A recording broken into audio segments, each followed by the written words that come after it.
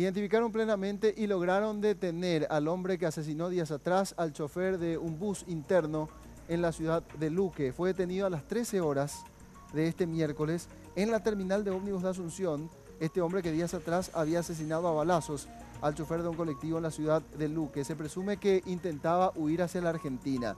El detenido, identificado como Franklin Fajat Fretes Jara, de 25 años, fue detenido en la terminal de la capital del país por efectivos de la comisaría primera de la ciudad de San Lorenzo, pues la policía lo venía siguiendo desde esa ciudad, desde la ciudad de San Lorenzo, en un operativo.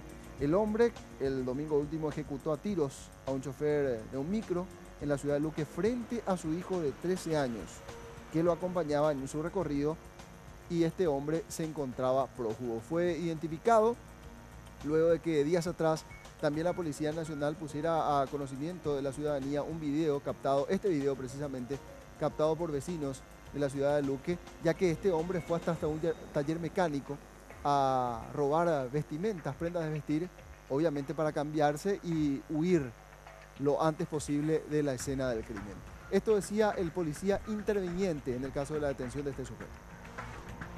Esta siesta aproximadamente a las 13 horas en la zona de la terminal de ómnibus de Asunción. Se le aprehendió a esta persona que se difundió su imagen por las redes sociales, por los medios de prensa. Entonces el personal de acá de inteligencia recibió un informe y esta persona se dirigía a la terminal y su intención era viajar a la Argentina.